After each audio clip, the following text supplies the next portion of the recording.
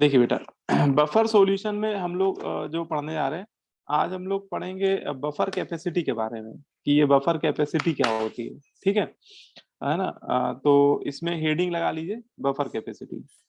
इसमें हेडिंग हम लोग लगा लेते हैं सबसे पहले, बफर कैपेसिटी।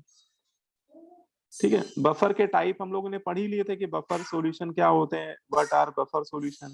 ठीक है, types of buffer solution. Buffer solution दो टाइप से बनते हैं, एसिडिक बफर, बेसिक बफर, ये सब भी हम लोग डिस्कस कर चुके थे, है ना। तो अभी हम लोग पढ़ने आ रहे हैं इसमें बफर कैपेसिटी। ठीक है, क्या होता है बफर कैपेसिटी। तो इसको ऐसे समझ लीजिए, इसमें छोटी सी डिफिनेशन है, उसको लिख लीजिए। The number of moles of strong acid or strong base. The number of moles of strong acid or strong base required required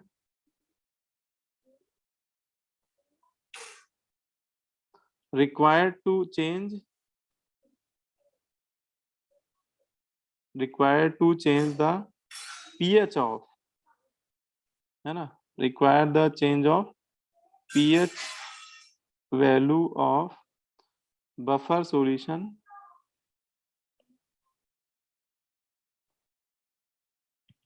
by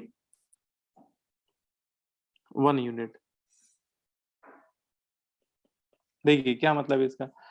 देखिए यहाँ पे हम लोग बात कर रहे हैं बफर कैपेसिटी की। तो बफर कैपेसिटी क्या होती है कि किसी भी बफर सॉल्यूशन का, है ना, किसी बफर सॉल्यूशन का आपको पीएच 1 यूनिट से चेंज करना है।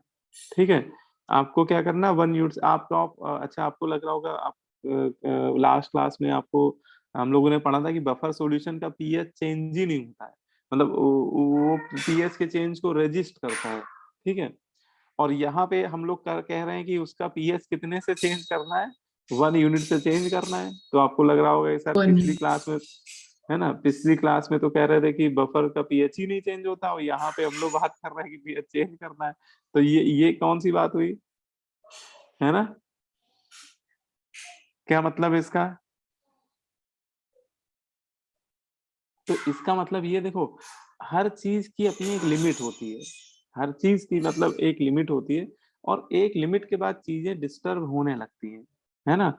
यही चीज यहाँ पे भी है कि बफर सॉल्यूशन, नो डाउट, ऐसे सॉल्यूशन होते हैं जो पीएच के चेंज को रेजिस्ट करते हैं, एक हद तक रेजिस्ट करते हैं, पीएच के चेंज होने से रोकते हैं। लेकिन आपने पहले थोड़ा सा एसिड मिलाया 10 ml, तो ठीक है, पीएच का चेंज नहीं होगा। फिर आपने थोड़ा सा मिला दिया एसिड, तो भी वो कोशिश करेगा, नहीं होगा। ऐसे ही आप धीरे धीरे 10 ml आप मिलाते ही जा रहे हैं, तो भैया एक समय तो ऐसा आएगा कि उसका भी पीएच क्या होगा, है ना, लिमिट के बाद उसकी भी सीमा है, उसके बाद उसका भी पीएच चेंज हो जाएगा। तो बफर सॉल्यूशन का भी पीएच चेंज होता है, ऐसा नहीं कि बफर सॉल्यूशन का पीएच चेंज नहीं होता, बफर का भी पीएच चेंज होता है। एक लिमिट के बाद बफर सॉल्यूशन का पीएच चेंज हो जाता है। ठीक है, और यहीं पे हम लोग बात कर रहे हैं कि किसी बफर सॉल्यूशन का पीएच अगर आपको एग्जैक्टली कितने यूनिट से करना है, 1 यूनिट से चेंज करना है। ठीक है, तो उसके लिए काफी ज्यादा क्वांटिटी में एसिड मिलाना होगा, और उसके लिए आपको जितने मोल्स रिक्वायर्ड होंगे स्ट्रॉन्ग एसिड या स्ट्रॉन्ग बेस के, वही उस बफर की क्या कहलाएगी, बफर कैपेसिटी, है ना। तो बफर कैपेसिटी की डिफिनेशन क्या है, the number of moles of strong acid strong base required to change the pH value of buffer solution by 1 unit. बोलो भाई, समझ में आ रही बात। Yes sir. यस सर जो सर बफर सोल्यूशन होगा सर, उसका जो पीएच होगा वो तब तक मतलब तब तक चेंज नहीं करेगा जब तक उसका कंसंट्रेशन नॉर्मल सोल्यूशन से ज्यादा नहीं होता। हाँ, उसका अभी आपको बताता हूँ मैं, कि बफर का पीएच तब तक नहीं चेंज होता है जब तक उसमें वीक, मान लो कोई एसिडिक बफर है, तो उसमें एक कंपोनेंट होगा वीक एसिड और एक उसका होगा स्ट्रॉन्ग बेस के साथ साल्ट सॉल्ट होगा, है ना। अगर दोनों कंपोनेंट के मोल जब तक रिटेन रहेंगे तब तक तो नहीं चेंज होगा। लेकिन आप लगातार मिलाए जा रहे हो, मान लो आप बेस मिलाए जा रहे हो, तो वो एसिड के मोल खाता जा रहा है, खाता जा रहा है, खाता जा रहा है, खाता जा रहा है, कम होता है, एसिड के मोल धीरे धीरे धीरे कम होते जा रहे हैं। एक समय आएगा कि पूरा एसिड खत्म ही हो जाएगा, और जब एसिड पूरा खत्म हो जाएगा तब फिर तो पीएच चेंज होगा ही होगा। ठीक है, तो बफर सॉल्यूशन में जैसे ही एक कंपोनेंट पूरी तरह से फिनिश्ड हो जाता है ना, तो फिर वो सॉल्यूशन जो होता है उसका पीएच चेंज हो जाता है। ठीक है, आ रही बात समझ में? Yes sir. Yes sir. हाँ, तो अब इसमें बफर कैपेसिटी के बारे में और दो तीन बातें उसको लिख लेते हैं। तो बफर कैपेसिटी से हम और क्या बता सकते हैं? तो बफर कैपेसिटी से हम लोग किसी बफर सॉल्यूशन की क्वालिटी को जज कर सकते हैं, है ना। जैसे आपको दो बफर एक एग्जांपल ले लेता हूँ कि जैसे आपको दो बफर सॉल्यूशन दिए गए, ठीक है, एक आपको ये बफर सॉल्यूशन है, एक आपको ये बफर सॉल्यूशन है, ठीक है, और दोनों की उसने आपको बफर बफर कैपेसिटी दे दी, है ना। बफर कैपेसिटी ये एक टर्म होता है ना, उसको भी पढ़ेंगे बफर कैपेसिटी क्या होती है। तो अरे ये जो हम लोग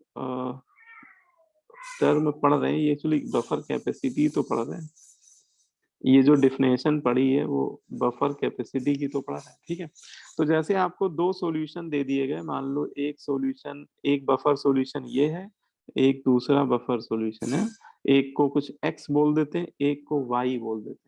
ठीक है, इसकी बफर कैपेसिटी बोल देते हैं कुछ 2 है, ठीक है, और इसकी बफर कैपेसिटी मान ली 5 है।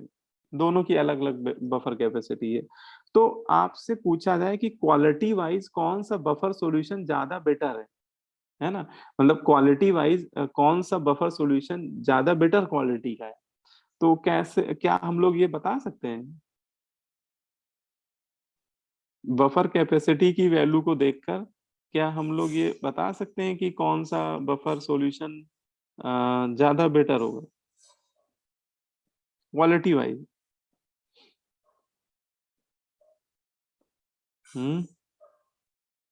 सर वाई जिसकी कैपेसिटी ज्यादा हो। फिर वाई वाला। वाई वाला बहुत बढ़िया है ना। तो वाई वाला जो बफर सॉल्यूशन है वो क्वालिटी वाइज ज्यादा बेटर होगा। ठीक है, क्यों ज्यादा बेटर होगा? देखो उसकी बफर कैपेसिटी 5 दी हुई है, इसका मतलब इस बफर सॉल्यूशन का पीएच आपको अगर 1 यूनिट से चेंज करना है तो उसके लिए आपको 5 मोल एसिड या बेस के रिक्वायर्ड होंगे। आप जब 5 मोल डालेंगे एसिड बेस के तब जाके उसकी पीएच 1 यूनिट से चेंज होगी। लेकिन अगर इसकी बफर कैपेसिटी 2 है तो इसका मतलब क्या है, इसका पीएच 1 यूनिट से चेंज करने के लिए, इसका पीएच 1 यूनिट से चेंज करने के लिए हमें केवल कितने मोल रिक्वायर्ड होंगे? 2 मोल, है ना। हाँ, आप 2 मोल डालोगे खट से 1 यूनिट पीएच चेंज आएगा। तो यार बफर सॉल्यूशन तो वो अच्छा होगा ना जो आसानी से पीएच को चेंज होने ना दे, है ना, जो इजीली पीएच को चेंज ना होने दे। ऐसा बफर सॉल्यूशन हमारे किस काम का, जो इसमें थोड़ा सा एसिड मिलाया और खट से उसका बफर 1 यूनिट से पीएच 1 यूनिट से चेंज हो गया, तो वो तो हमारे लिए बेकार बफर है ना, वो क्वालिटी वाइज उतना अच्छा नहीं माना जाएगा। बोलो भाई। तो बफर सॉल्यूशन वो होते हैं जो पीएच के चेंज को है ना, ज्यादा से ज्यादा क्वांटिटी मिलाने पे पीएच के चेंज को 1 यूनिट से चेंज होने दे, तो जिसका पीएच का रेजिस्टेंस ज्यादा हो। ठीक है, तो इसमें ये चीज हम लोग बोल सकते हैं कि बफर कैपेसिटी इसका मतलब किस पे डिपेंड कर रही है? क्वालिटी पे, है ना। लिख लो इस बात को, क्वालिटी ऑफ, क्वालिटी या इफिशियंसी भी बोल सकते हो यहाँ पे। इसका मतलब हम लोग बोल सकते हैं efficiency, efficiency of buffer solution या क्वालिटी ऑफ बफर सॉल्यूशन। तो जो इफिशियंसी है या क्वालिटी है ना, वो किसके डायरेक्टली प्रोपोर्शनल हो जाएगी?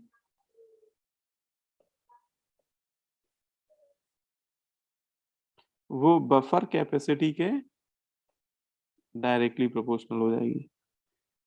बोलो भाई, ये बात आई समझ में, है ना। इसका मतलब हम लोग ये बोल सकते हैं कि बफर सॉल्यूशन की इफिशियंसी या क्वालिटी बफर कैपेसिटी के डायरेक्टली प्रोपोर्शनल होगी। ठीक है, मतलब higher the value of buffer capacity more will be its quality और इफिशियंसी। जितना ज्यादा बफर कैपेसिटी होगी उतना क्वालिटी वाइज वो बेटर क्या होगा, क्वालिटी वाइज इफिशियंट होगा और क्वालिटी भी उसकी बेटर होगी।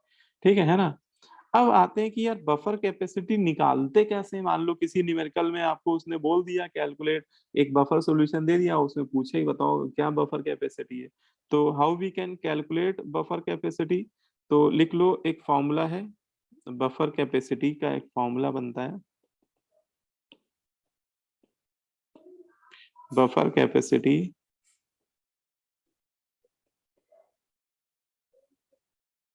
Capacity is equal to number of moles of acid और base added to 1 litre solution.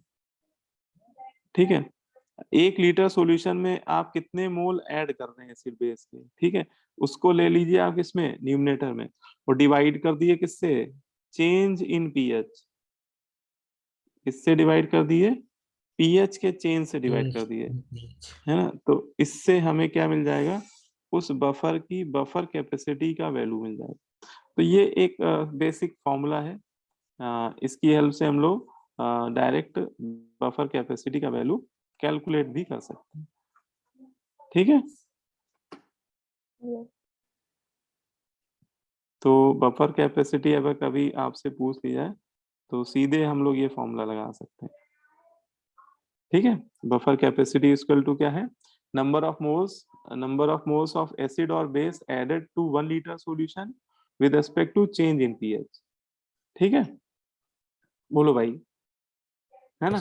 इसमें आपको छोटे मोटे न्यूमेरिकल दिए जा सकते हैं, और इसी को सिंप्लीफाई करके एक और फॉर्मूला लिख दिया जाता है फॉर ऑब्जेक्टिव क्वेश्चन। जैसे आप ऑब्जेक्टिव क्वेश्चन कर रहे हैं, तो इसी जो ऊपर फॉर्मूला लिखा है इसी को सिंपलेस्ट वे में लिखें अगर हम लोग, तो बफर कैपेसिटी इक्वल टू लिख देते हैं 2.303 multiply A B upon A plus B. एक ये भी फॉर्मूला होता है। ठीक है, बफर कैपेसिटी निकालने का। अब इसमें ए और बी क्या है, तो ए लिख लीजिए यहाँ पे क्या है ना। ए यहाँ पे क्या है, amount of concentration of acid और बेस एडेड, है ना। यहाँ पे ए क्या है, कंसंट्रेशन ऑफ एसिड और बेस एडेड, जो आप ऐड कर रहे हैं। ठीक है, एडेड टू 1 लीटर सॉल्यूशन। और बी क्या है, कंसंट्रेशन ऑफ सॉल्ट। क्योंकि देखिए बफर में दो कंपोनेंट होते हैं ना, एक वीक एसिड होता है और प्लस उसका सॉल्ट होता है स्ट्रॉन्ग बेस के साथ, या फिर एक वीक बेस होता है और प्लस उसका सॉल्ट होता है। तो यहाँ पे आपको जो ए है वो एसिड या बेस का क्या है, कंसंट्रेशन है, और बी जो है वो सॉल्ट का कंसंट्रेशन है। ठीक है, बोलो भाई, क्लियर हो गया यार। Yes, sir. Yes, sir. ठीक है, तो ये आपका मतलब कि इससे हम लोग निकाल सकते हैं, मतलब डायरेक्ट आपको पीएच वैल्यू अगर पूछी जाए तो हम लोग इस फॉर्मूले को यूज करके बहुत आसानी से निकाल सकते हैं। ठीक है, बात आ रही समझ में। अच्छा, अब इसमें एक चाहो तो क्वेश्चन कर लेते हैं, एक क्वेश्चन करके फिर आगे बढ़ते हैं।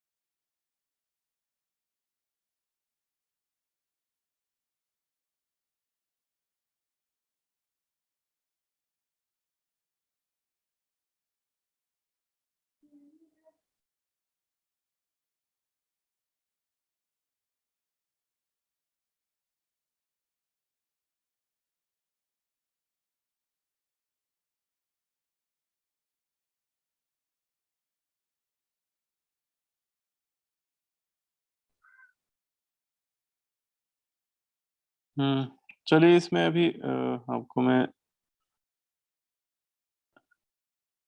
क्लास होने के बाद इसी में ऐड कर दूंगा क्वेश्चन, ठीक है। इसमें सर्च करना पड़ेगा मुझे थोड़ा ज्यादा।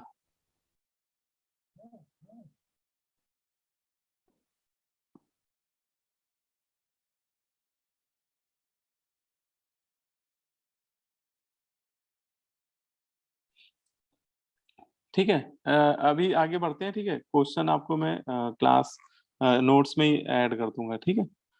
तो इसमें नेक्स्ट टॉपिक आते हैं कि ये तो बात हो गई बफर कैपेसिटी की, ठीक है। फिर इसमें हम लोग बात करते हैं कि अगर कोई बफर सॉल्यूशन है और उसमें हम लोग जैसे स्ट्रॉन्ग एसिड या स्ट्रॉन्ग बेस ऐड करते हैं तो उसका पीएच वैल्यू चेंज नहीं होता है, या होता भी तो बहुत कम होता है। तो ऐसा क्या होता है कि पीएच वैल्यू चेंज नहीं करता है ना। कि बफर की मैकेनिज्म क्या होती है, या इसको बफर एक्शन बोलते हैं, है ना। कि बफर कैसे एक्शन करता है, बफर एक्शन, ठीक है। बफर एक्शन मतलब बफर जो होता है उसका एक्शन क्या होता है, वो किस तरह से मतलब रिएक्शन शो करता है ना। मतलब बफर जो होता है उसमें अगर स्ट्रॉन्ग एसिड या मिलाते हैं हम लोग स्ट्रॉन्ग बेस, तो वो पीएच को चेंज क्यों नहीं होने देता है, ठीक है। तो देख लीजिए, इसमें लिख लीजिए इफेक्ट ऑफ, इसमें हेडिंग लगा लीजिए effect of addition, effect of addition of strong acid versus strong acid and strong base in a buffer solution, in a buffer solution, ठीक है। तो अगर स्ट्रॉन्ग एसिड या स्ट्रॉन्ग बेस को हम लोग ऐड कर रहे हैं किसमें, बफर सॉल्यूशन में, तो ऐसा क्या होता है कि पीएच चेंज नहीं करता है, ठीक है। तो देखो भाई क्यों नहीं करता है। तो एक ये मैंने ले लिया बफर सॉल्यूशन, ये क्या है, बफर सॉल्यूशन, ठीक है। और अभी मैं ले रहा हूँ कि ये एसिडिक बफर है। हो सकता है बेसिक बफर जो जैसे हम लोग एसिडिक बफर के लिए कर रहे हैं वैसे ही बेसिक बफर के लिए भी हो जाएगा। तो कोई एक अगर समझ लेंगे तो दूसरा भी हमें क्लियर हो जाएगा। तो जैसे मैंने एक एसिडिक बफर ले लिया, उसमें एसिटिक एसिड है, और एसिटिक एसिड वीक एसिड हो गया, और सॉल्ट क्या पड़ा हुआ, सोडियम एसीटेट पड़ा हुआ, ठीक है। अच्छा, दोनों के कुछ कुछ मोल मान लेते हैं कि एसिटिक एसिड के कितने मोल हैं, ए मोल है, और सोडियम एसिड के कितने मोल हैं, बी मोल है, ठीक है। और कुछ वॉल्यूम मान लेते हैं कि वी लीटर का सॉल्यूशन है, ठीक है। अच्छा, और आपने क्या किया, इसमें कोई स्ट्रॉन्ग एसिड ऐड कर दिया। आपने क्या किया, आपसे रहा नहीं गया, आपने क्या किया, इसमें एक स्ट्रॉन्ग एसिड ऐड कर दिया कि देखें भाई कि सर ने बोला था कि बफर में एसिड मिलाते हैं तो नहीं चेंज होता है, ठीक है। और एसिड के जो मोल हैं, है ना, एसिड के जो मोल हैं वो कुछ मान लेते हैं कि एन एन मोल है ना, एन। लेकिन यहाँ पे एक कंडीशन मान के चल रहे हैं कि जो एसिड के मोल आप ऐड कर रहे हैं वो बफर सॉल्यूशन में जो एसिटिक एसिड पड़ा है उसके मोल से भी लेस मोल आप ऐड कर रहे हैं, और सॉल्ट के रिस्पेक्ट में भी वो मोल कम है ना। मतलब आप इतने ज्यादा नहीं ऐड कर रहे हैं कि जो स्ट्रॉन्ग एसिड के मोल हैं वो एसिटिक एसिड या NaOH से ज्यादा हो, ठीक है। तो आप यहाँ पे लिटिल क्वांटिटी में ऐड कर रहे हैं या स्मॉल क्वांटिटी में ऐड कर रहे हैं, ठीक है। बोलो भाई। और आप पता लगाना चाह रहे हो कि भाई पीएच इसका चेंज होता है कि नहीं होता है, या हो भी रहा है तो कितना हो रहा है ना। बोलो भाई। तो Yes. आप, है ना, ये सिचुएशन हम लोग बात कर रहे हैं। तो सबसे पहले आप मुझे एक चीज ये बताइए कि अगर आप स्ट्रॉन्ग एसिड ऐड कर रहे हैं तो इसमें से कौन ऐसा कंपोनेंट है जो रिएक्ट करेगा, क्या कोई रिएक्शन होगी यहाँ पे। जैसे आपने एसिड मान लो कि HCl ऐड कर दिया, थोड़ा सा और सिंप्लीफाई कर देता हूँ, एसिड आपने क्या कर दिया, HCl। तो HCl क्या किसी से रिएक्ट करेगा, HCl क्या एसिटिक एसिड से रिएक्ट करेगा, या HCl सोडियम एसिटेट से रिएक्ट करेगा, बोलो। No, sir. No sir. तो देखो HCl एसिटिक एसिड से तो रिएक्ट नहीं करेगा क्योंकि ये भी एसिड है ये भी एसिड है, एसिड एसिड भाई भाई, है ना, तो ये तो नहीं करेगा।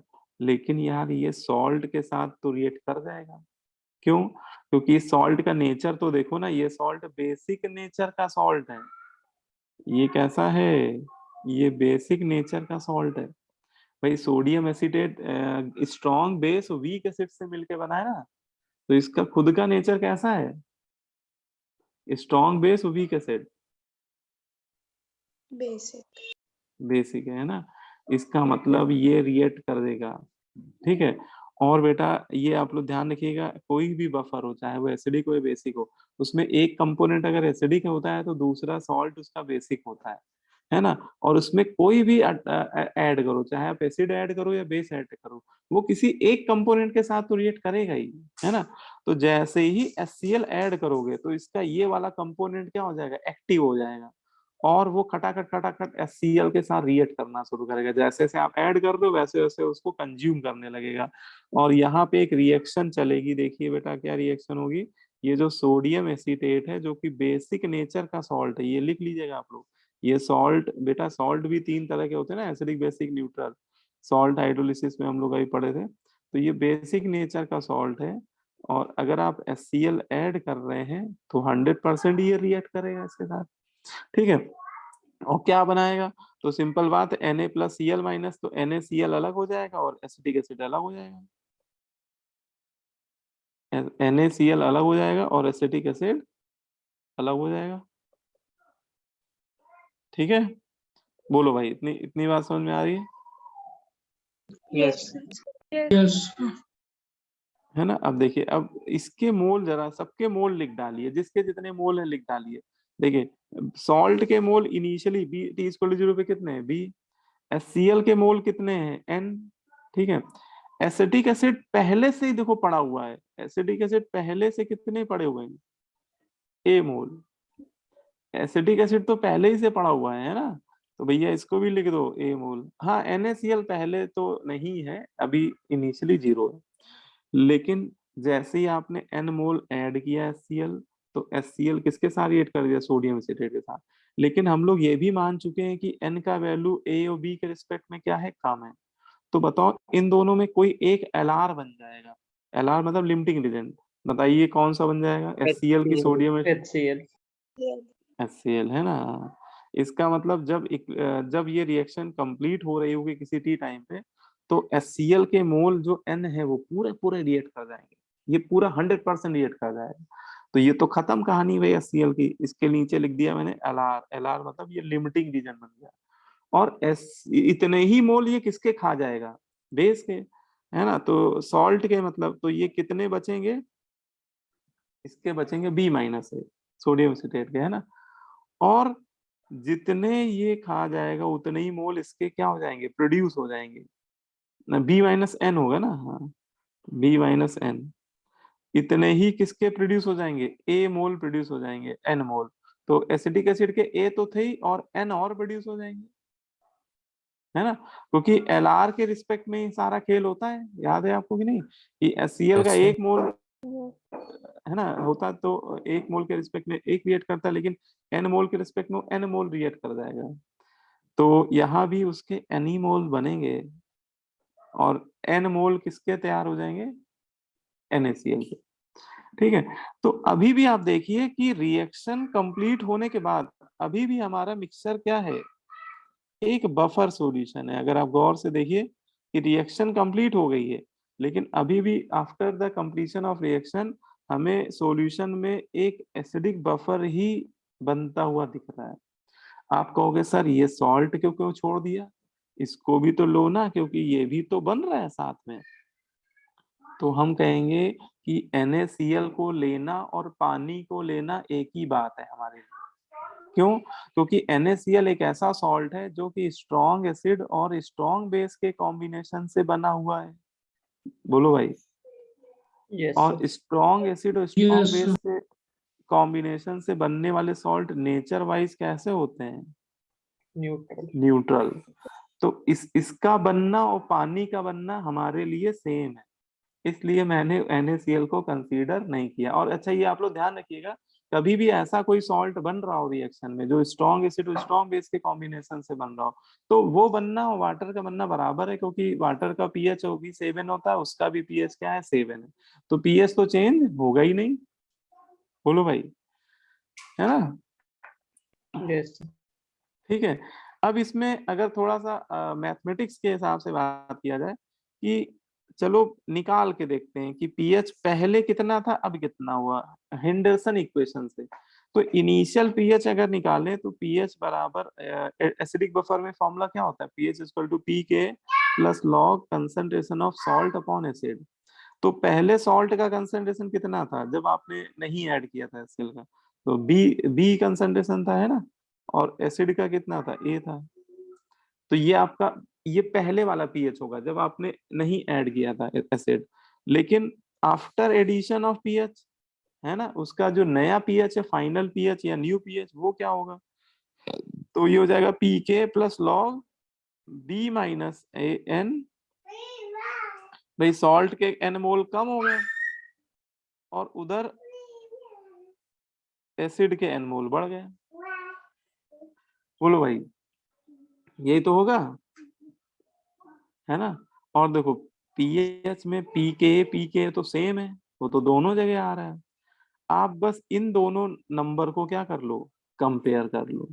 ठीक है, तो देखो आप समझ पा रहे हैं बात कि बी अपॉन ए का रेशियो मोटा मोटी अप्रोक्सीमेटली सेम होगा B minus N divided by A plus N के। रेशियो लगभग सेम होगा, इस बात से सहमत है कि नहीं है? Yes, sir. है ना, क्योंकि बी न्यूमिनेटर एन यूनिट कम हुआ, है ना, तो डिनोमिनेटर एन यूनिट बढ़ भी गया, तो रेशियो अप्रोक्सीमेटली क्या रहेगा, सेम रहेगा, है ना। और अगर ये रेशियो थोड़ा मोड़ा अगर मान लो कि एग्जैक्टली सेम तो नहीं होगा, थोड़ा डिफर भी कर रहा होगा, तो लॉग लेने पे वो और करीब आ जाएगा, और मतलब वो वैल्यूज और नियर बाई आ जाएंगी, है ना। बात समझ में आ रही? क्योंकि लॉग की एक खास बात है, लॉग बड़े नंबर को छोटा कर देता है। नहीं समझे? आपको मैं सिंपल वे में समझाता हूँ। जैसे आप मैं बोलूं 10 और 100 में कौन बड़ा है, 100. 100. आप कहोगे कि सर 100 तो बहुत बड़ा है 10 से। अब मैं बोलूंगा दोनों का ले लो लॉग, लॉग 10 और लॉग 100, है ना, तो लॉग 10 1 हो जाएगा, लॉग 100 2 हो जाएगा। अब ये काफी करीब आ गया कि नहीं आ गया डिफरेंस? देखो पहले Yes, 100 sir. और 10 में डिफरेंस Yes. 90 यूनिट का था, और 1 और 2 में डिफरेंस केवल 1 यूनिट का रहेगा, है ना। तो अगर ये नंबर मान लो थोड़ा डिफर कर भी रहे होंगे, वैसे ये बहुत ज्यादा डिफर नहीं कर रहे होंगे, है ना, लेकिन फिर भी अगर थोड़ा बहुत डिफर कर भी रहे होंगे तो इनका लॉग और करीब आ जाएगा, इनका लॉग और नियरली सेम हो जाएगा। बोलो भाई, हो जाएगा नहीं हो जाएगा? इसीलिए, है ना, तो यहाँ पे मैथमेटिक्स से भी समझ लीजिए, मैथमेटिक्स भी यही बोल रही है कि अगर हम लोग स्ट्रॉन्ग एसिड ऐड कर रहे हैं या स्ट्रॉन्ग बेस ऐड कर रहे हैं तो पीएच की वैल्यू नेग्लेक्जिबली चेंज होगी। हाँ, लेकिन कंडीशन ध्यान रखना कि जो भी आप एसिड या बेस ऐड कर रहे हैं उसके मोल जो बफर में एसिड या बेस सॉल्ट पड़ा हुआ उससे कम ही ऐड करना, उससे ज्यादा मत ऐड कर देना। क्योंकि अगर आपने ज्यादा ऐड कर दिया, मान लो कि ये n की वैल्यू b से ज्यादा होती, तो फिर हमारा ये सॉल्ट ही क्या बन जाता, ये हमारा LR बन जाता, और ना रहता सॉल्ट तो ना बजती बांसुरी। बात समझ आ रही है? ना सॉल्ट बस, अगर सॉल्ट खत्म ही हो जाता तो बफर तैयार ही ना होता ना, फिर तो हमारा सॉल्यूशन बफर बनता ही नहीं, और अगर बफर नहीं बनता तो पीएच अच्छा खासा चेंज हो जाता। बोलो भाई, Yes, sir. Yes. Yes, sir. है ना। तो ये इस वजह से इसे ही बफर एक्शन बोला जाता है। अब देखो जो मैंने यहाँ पे आपको पूरा समझाया है, कई बार इस पे आपको न्यूमेरिकल भी मिलेंगे छोटे मोटे, जैसे यहाँ पे मैंने ये वैल्यूज ए बी और एन ले ली, है ना, वहां पे वो आपको ये वैल्यूज दे देगा। ठीक है, तो आपसे फिर पूछेगा कि बताओ चेंज इन पीएच कितना है, तो आप ऐसे ही पहले इनिशियल पीएच निकाल लीजिएगा, फिर आप फाइनल पीएच निकाल लीजिएगा, फिर चेंज इन पीएच निकाल लीजिएगा। वैसे वो आएगा बहुत कम, कई बार 0.01 आ जाएगा, मतलब वो बहुत छोटी वैल्यू आएगी, लेकिन आपसे न्यूमेरिकल में हो सकता है कि वो चेंज इन पीएच ही पूछ दे, है ना। इसी इसी चीज को क्वेश्चन के फॉर्म में आपसे वो डेटा के साथ पूछ ले। ठीक है ना। बोलो भाई, कोई समस्या हो बताओ भाई इतने में। सर No, वहाँ पे sir. b माइनस n होगा ना sir, log b minus n। अच्छा हाँ, वो बी माइनस एन है बेटा, हाँ वो ए गलतीबाजी में लिख दिया है, बी माइनस एन है। ठीक है। सर चलो अच्छा, एक क्वेश्चन कर ही लेते हैं यार, है ना। बिना क्वेश्चन करे मजा नहीं आता भाई। बिना क्वेश्चन किए थ्योरी कितनी भी पढ़ डालो, जब तक क्वेश्चन नहीं करोगे तब तक आपको लगेगा नहीं कि केमिस्ट्री पढ़ रहे हो।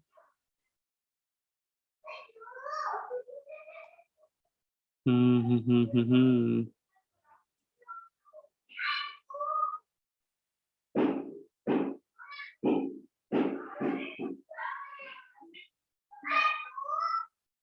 तो आप लोग के स्कूल एग्जाम कब से होने हैं? स्कूल एग्जाम की डेट आई कोई? Feb sir last. 22 March. Sir, sir 5 9 March. 5 मार्च से स्टार्ट। 9th February। 9 फरवरी। अच्छा, तो यार तो बहुत जल्दी हो रहे हैं तो। तो 22 March. Yes. एलपीएस है क्या तुम्हारा? कौन सा स्कूल बेटा? Yes sir, Yes, LPS sir. ही। LPS. अच्छा, तभी एलपीएस वाले जीने नहीं देते बच्चों को। हाँ जीने देंगे सर।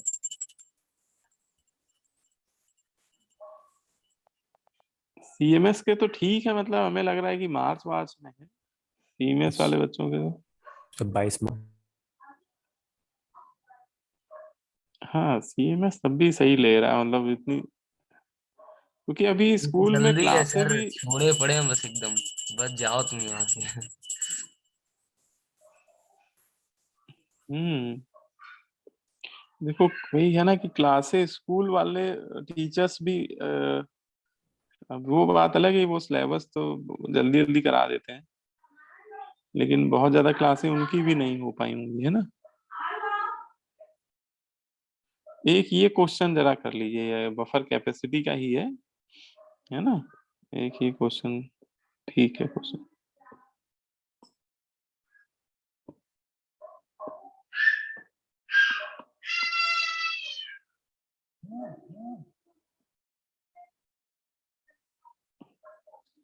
एक बफर कैपेसिटी का ये क्वेश्चन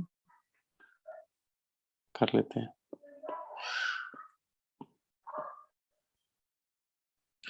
है ना। देखिए एक बार क्वेश्चन रीड कर लीजिए सभी लोग, पहले क्या कर रहा है। क्वेश्चन कह रहा है buffer capacity of A buffer solution is x, है ना। कोई बफर सॉल्यूशन है, उसकी बफर कैपेसिटी कितनी दे दी है उसने? एक्स दे दी है। फिर आपसे कह रहा है the volume of 1 molar NaOH solution added to 100 ml of this solution if change in the pH by 1।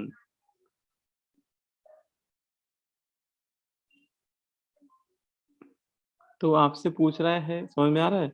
आपसे पूछ रहा है कि 1 मोलर NaOH में कितना ऐड कर दें वॉल्यूम, ठीक है, 100 ml of this solution to change the pH by 1। आपको पीएच एक ही यूनिट से चेंज करने को बोला है, और उसके लिए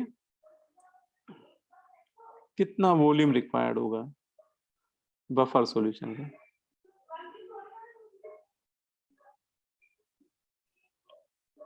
है ना।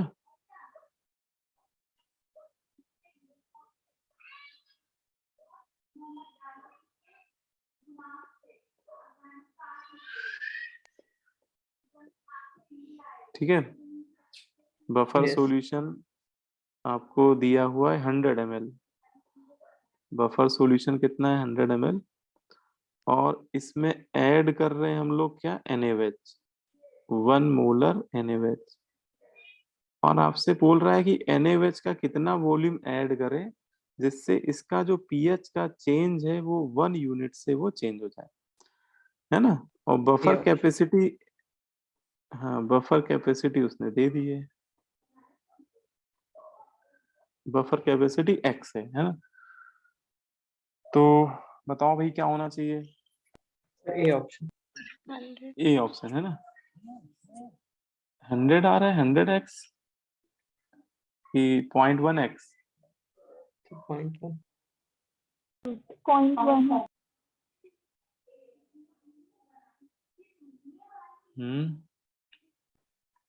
सर ए आ रहा है। ए आ रहा है ना। ये- समझाओ कैसे आ रहा है। सर 100 ml में 1 NaOH डाला जा रहा है, तो सर उसके जो मोल्स होंगे वो 1 इंटू वॉल्यूम होंगे 100 ml में।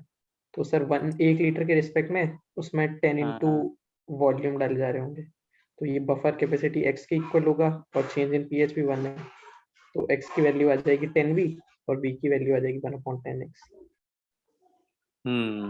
ठीक है, बहुत बढ़िया, करेक्ट बताया। कल पेपर नहीं दिया तुमने अभिनंदन, अरे आयुष्मान। सर बाहर जाना पड़ गया था। अच्छा अच्छा, चलो आज दे देना अभी, आज कैसे? मिल जाए टाइम, है ना। देखो इसमें क्वेश्चन बिल्कुल सही बताया आयुष्मान ने। देखो एक बार समझ लीजिए क्या कह रहा है कि वो जो बफर सॉल्यूशन है, ठीक है, वो उसकी बफर कैपेसिटी 1 दे दी है। अब नहीं, बफर कैपेसिटी x दे दी है। तो एक बार हम लोग चलो चलते हैं बफर कैपेसिटी की डिफिनेशन में, है ना, तो उससे थोड़ा सा ज्यादा क्लियर हो जाएगा। बफर सॉल्यूशन क्या हो, बफर सॉल्यूशन की डिफिनेशन क्या बोलती है, the number of moles of strong acid versus strong acid और strong base required to change the pH value of buffer solution by 1 unit. अच्छा, इसमें बफर सॉल्यूशन 1 लीटर होना चाहिए, है ना, बफर सॉल्यूशन लिख लो 1 लीटर, क्योंकि ये जो बफर कैपेसिटी की डिफिनेशन दी गई है वो 1 लीटर बफर सॉल्यूशन के रिस्पेक्ट में दी गई है ना। मतलब 1 लीटर बफर सॉल्यूशन अगर आपके पास है और उसका पीएच 1 यूनिट से चेंज करना है, उसके लिए आपको जितने स्ट्रॉन्ग एसिड या स्ट्रॉन्ग बेस के मोल ऐड करने हैं, वो जितने भी मोल ऐड करने होंगे वही उस बफर की क्या हो जाएगी, बफर कैपेसिटी हो जाएगी। अब यहाँ पे उसने वो बफर कैपेसिटी आपको दे दी है, कितनी दे दी है, एक्स दे दी है। इसका मतलब अगर ये 100, समझना, अब देखो यहाँ से खेल शुरू हो गया। इसका मतलब अगर ये 1 लीटर होता सॉल्यूशन, 1 लीटर मतलब 1000 ml, तो 1000 ml का पीएच 1 यूनिट से चेंज करने के लिए, है ना, आपको कितने मोल्स रिक्वायर्ड है, मोल्स ऑफ NaOH रिक्वायर्ड। तो ऑब्वियस है वो 1 मोल, कितना x दिया है ना, हाँ, तो इसका मतलब x मोल आपको अगर ऐड कर दें हम लोग NaOH, तो 1 लीटर बफर सॉल्यूशन का जो पीएच है वो 1 यूनिट से क्या हो जाएगा, चेंज हो जाएगा, ठीक है। लेकिन आपको उस क्वेश्चन में बफर सॉल्यूशन दिया कितना हुआ है, 100 ml, है ना, एक लीटर नहीं दे रहा है। तो अच्छा बताओ, 100 ml बफर सॉल्यूशन का पीएच 1 यूनिट से चेंज करने के लिए NaOH के मोल x रिक्वायर्ड है। तो अगर मैं आपसे पूछूं कि बताओ 100 ml बफर सॉल्यूशन का पीएच चेंज करना है 1 यूनिट से, तो कितने मोल रिक्वायर्ड होंगे NaOH के, X by 1000 into 100. है ना, हाँ बिल्कुल सही, x/1000 इंटू 100, तो ये आपका आ जाएगा 0.1x, है ना। बोलो भाई, sir. क्लियर। और उसने हमें NaOH की मोलरिटी दे दी और वॉल्यूम पूछ रहा है, तो हम लोग ये तो जानते ही कि NaOH के हमें अगर मोल पता चल गए तो मोल को क्या लिख सकते हैं, मोल ऑफ NaOH बराबर हो जाएगा सॉल्यूशन की molarity into volume in litre, ठीक है। मोल कितने रिक्वायर्ड है, 0.1x, मोलरिटी कितनी दी थी बेटा, 1 मोलर। इसका मतलब हमें वॉल्यूम लीटर में कितना रिक्वायर्ड है, वॉल्यूम लीटर में रिक्वायर्ड है 0.1x, है ना। और शायद उसने वो और सारे आंसर ml में दे रहा है क्या? हाँ ml में दे रहा है। तो इतने लीटर रिक्वायर्ड है तो ml में कितना होगा? तो 0.1x into 1000 कर दीजिए, तो इतने 100 ml रिक्वायर्ड होगा, है ना? हाँ, तो ये आ जाएगा 100x ml हो जाएगा, ठीक है? तो 100x मतलब आपका सी आंसर बन जाएगा बेटा। बोलो भाई, क्लियर हो गई बात? Yes sir. सर हाँ बोलो बेटा। सर इसमें वो डेफिनेशन यूज करके सर अगर जैसे x is equals to sir number of moles of NaOH upon 1 कर देंगे सर, जैसे डेल्टा pH 1 है और सर फिर मोलैरिटी की इक्वेशन लगा के करते हैं। हाँ वैसे भी कर सकते हो, बिल्कुल उससे भी आ जाएगा। ये यूनिटरी मेथड टाइप का मैंने लगा दिया, और आप फॉर्मूले से भी कर सकते हो, एक ही चीज है, उससे भी आ जाएगा, है ना?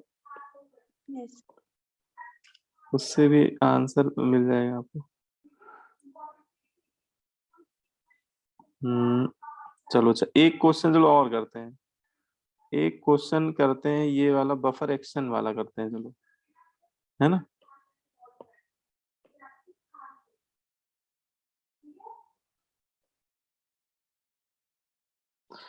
ये ऑनलाइन क्लास, तुम लोग का एक लेक्चर आप लोगों ने पढ़ लिया था क्या इसका, थर्मोडायनेमिक्स का ऑनलाइन क्लास में?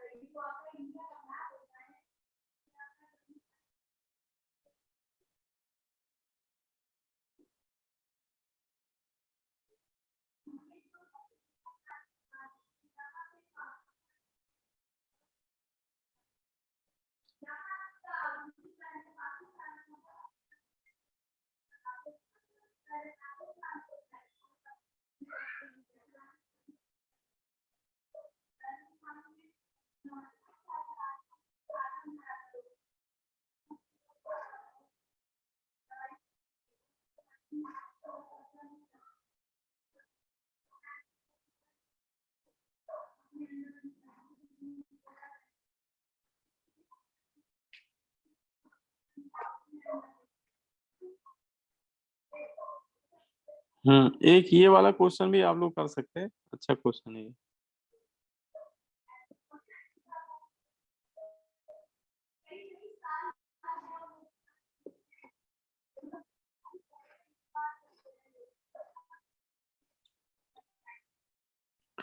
जैसे कि ये क्वेश्चन है, ये भी समझ लीजिए, अच्छा क्वेश्चन है।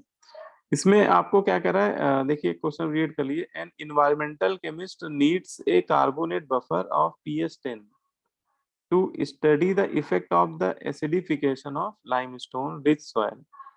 How many gram of sodium carbonate must be added to 1.5 liter freshly prepared 0.2 molar sodium bicarbonate to make the buffer? ठीक है, और आपको कार्बोनिक एसिड बेटा आपका डाइप्रोटिक एसिड है। कार्बोनिक एसिड कैसा है? डाइप्रोटिक एसिड है। तो कार्बोनिक एसिड का उसने Ka1 भी दे दिया आपको और Ka2 भी दे दिया है ना?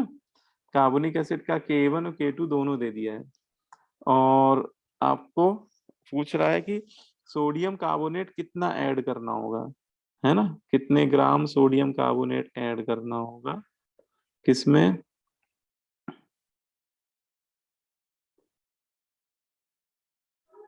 हाँ, 0.2 molar 1.5 litre sodium by carbonate solution, ठीक है, टू मेक ए बफर। एक बफर बनाना चाह रहा है, और उस बफर का पीएच कितना मेंटेन करना है?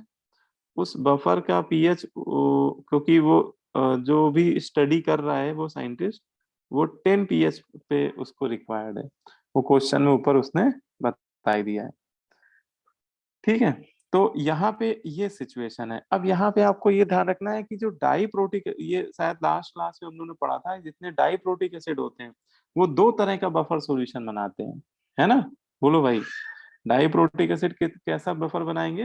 दो टाइप का। तो इसमें जो पहला बफर होगा वो H2CO3 makes two type of buffer, है ना? बोलो भाई, H2CO3 कितने टाइप का बफर बनाएगा? दो टाइप का। जिसमें पहला टाइप का कौन सा होगा? जिसमें H2CO3 और सोडियम बाइकार्बोनेट होगा। और दूसरे टाइप का बफर क्या होगा? जिसमें सोडियम बाइकार्बोनेट और सोडियम कार्बोनेट होगा, है ना? बोलो भाई। Yes sir. अब यहाँ पे जो बफर दिया हुआ है, अगर आप इसको ध्यान से देखो तो ये कौन से टाइप का है? मतलब ये फर्स्ट टाइप का बफर है कि वो सेकंड टाइप का बफर है? First second. सेकेंड टाइप है ना। सोडियम कार्बोनेट और सोडियम बाइकार्बोनेट का जो मिक्सचर है वो कार्बोनिक एसिड का सेकेंड टाइप का बफर है ना? ये वाला बफर, है ना? बोलो भाई, ये पहचान पा रहे हो ना सभी लोग? Yes yes. इसका मतलब, हाँ, इसका मतलब इसका पीएच अगर हमें निकालना हो तो पीएच इक्वल टू पी के A1 यूज करें कि पी के A2 यूज करें? यहाँ पे PK2। पी के A2 है ना, उसका सेकंड डिसोसिएशन कांस्टेंट। ठीक है, और प्लस लॉग सॉल्ट, तो सॉल्ट आपका हो जाएगा, आपका ये सोडियम कार्बोनेट ही हो जाएगा, इसका concentration divide by sodium bicarbonate का कंसंट्रेशन, है ना? तो ये है, इसमें पीएच तो आप रख देंगे 10, और पी के A2 देखो, के A2 दिया हुआ है आपको, तो यहाँ से पी के A2 निकाल लेंगे, तो यहाँ से पी के A2 आ जाएगा। उसी ट्रिक से निकाल लो जैसे आप H प्लस आयन से पीएच निकालते थे। ये अगर ये नंबर ना होता तो इसका पी के ए कितना आ जाता? 11, और माइनस लॉग 4.7 कर लो, वो नंबर लॉग लेके माइनस कर दो। तो के अगर दिया है 4.7 10 पावर माइनस 11, तो पी के A2 हो जाएगा इतना 11 माइनस लॉग 4.7। बस ये वैल्यू हमें जरूरत पड़ेगी तो ये रख दीजिए यहाँ पे। ठीक है, लॉग, अब वो इसके, देखो सोडियम कार्बोनेट के मोल पूछ रहा है क्वेश्चन में, अगर आपने गौर किया है तो इसके वो आपसे क्या पूछ रहा है? मोल्स, है ना? और यहाँ पे तो कंसंट्रेशन है, यहाँ पे क्या है? कंसंट्रेशन। तो कंसंट्रेशन को हम लोग लिख सकते हैं, मान लो इसके मोल कोई x मान लीजिए, तो डिवाइडेड बाई टोटल वॉल्यूम भी करना पड़ेगा। डिवाइडेड बाई क्या करना पड़ेगा? टोटल वॉल्यूम, तभी तो वो कंसंट्रेशन बनेगा। तो टोटल वॉल्यूम कितना है? 1.5 लीटर, है ना? और डिवाइडेड बाई सोडियम बाइकार्बोनेट का कंसंट्रेशन, तो इसका कंसंट्रेशन तो उसने सीधे दे ही दिया है 0.2। ठीक है, यहां से आप x सॉल्व कर लेना बेटा, तो वही आंसर हो जाएगा, सॉल्व फॉर x। ठीक है, यहां से हम लोग किसकी वैल्यू निकाल लेंगे? x की वैल्यू निकाल लेंगे। बोलो, क्लियर क्लियर हो रही बात?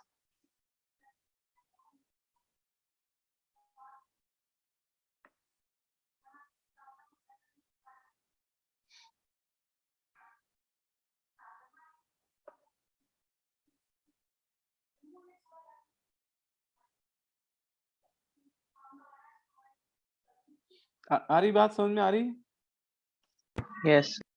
यस तो चलिए, आपका ये बफर सॉल्यूशन आपका कंप्लीट हो गया। ठीक है, तो बफर में ये आयनिक पार्ट 2 में दिया हुआ है। आयनिक में छोटी छोटी 3 सीट है ना, मतलब 3 पार्ट में एक्सरसाइज है। तो आयनिक पार्ट 2 आपका कंप्लीट हो गया है यहाँ से। अब यहाँ इसके बाद आता है आयनिक पार्ट 3। ठीक है, इसके बाद क्या आता है? आयनिक पार्ट 3। तो एक हेडिंग लगा लीजिए, आयनिक इक्विलिब्रियम पार्ट 3।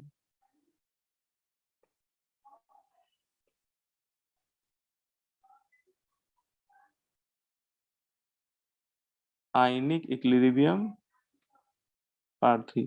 ठीक है, अब देखिए आयनिक इक्विलिब्रियम पार्ट 3 में क्या पढ़ना है हम लोगों को। आयनिक इक्विलिब्रियम में हम लोग सॉल्युबिलिटी एंड सॉल्बिलिटी प्रोडक्ट पे बात करेंगे कि किसी सॉल्ट की सॉल्बिलिटी क्या होती है या सॉल्बिलिटी कैसे निकालते हैं। ठीक है, सॉल्बिलिटी डिफरेंट डिफरेंट टाइप के सॉल्ट के लिए कैसे कैलकुलेट करते हैं, है ना। तो वो हम लोग को पढ़ना है। तो लिख लो सॉल्बिलिटी एंड सॉल्बिलिटी प्रोडक्ट। इसमें क्या लिख लीजिए आप लोग, एक हेडिंग लगा लीजिए, सॉल्युबिलिटी एंड सॉल्युबिलिटी प्रोडक्ट।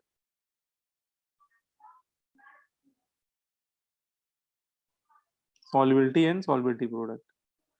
तो सबसे पहले तो हमें ये समझ में आना चाहिए कि सॉल्युबिलिटी क्या होती है, या ये जो सॉल्बिलिटी प्रोडक्ट लिखा हुआ है इसका मतलब क्या होता है। सॉल्बिलिटी या सॉल्बिलिटी प्रोडक्ट क्या होते हैं, कैसे डिफाइन करते हैं। तो पहले एक छोटी सी डिफिनेशन लिख लीजिए सॉल्युबिलिटी, है ना। एक छोटी सी डिफिनेशन लिख लीजिए solubility.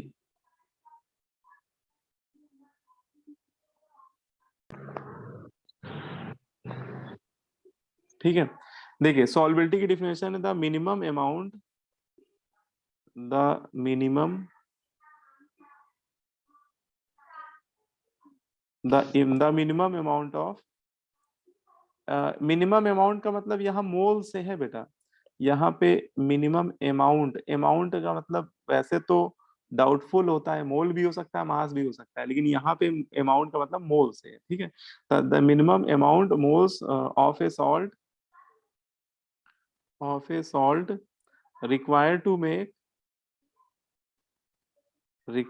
to make a saturated solution with 1 liter water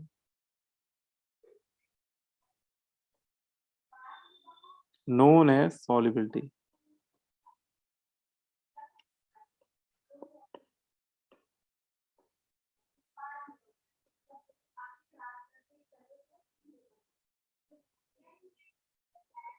ठीक है, देखो बेटा, तो सॉल्युबिलिटी बहुत सिंपल टर्म है। बोलते हैं कि आप 1 लीटर पानी ले लो। सबसे पहले क्या लो, अगर आपको सॉल्युबिलिटी प्रैक्टिकली समझना है तो ऐसे समझिए कि आप 1 लीटर वाटर ले लीजिए। ठीक है, आपने क्या किया, सबसे पहले 1 लीटर वाटर ले लिया। ठीक है, और इसमें कोई सॉल्ट आप डिसॉल्व करना शुरू कर दीजिए। ठीक है, तो थोड़ा सा आप 2 चुटकी उसमें ऐड करोगे, है ना, थोड़ा सा स्टिर करोगे, डिसॉल्व हो जाएगा। फिर 2 चुटकी ऐड करोगे, थोड़ा सा स्टिर करोगे, डिसॉल्व हो जाएगा। ऐसे धीरे धीरे धीरे धीरे आप ऐड करते जाओगे, वो डिसॉल्व होता जाएगा। लेकिन एक समय ऐसा आएगा कि वो सॉल्ट उस पानी में, 1 लीटर पानी में डिसॉल्व होना बंद हो जाएगा। बोलो भाई।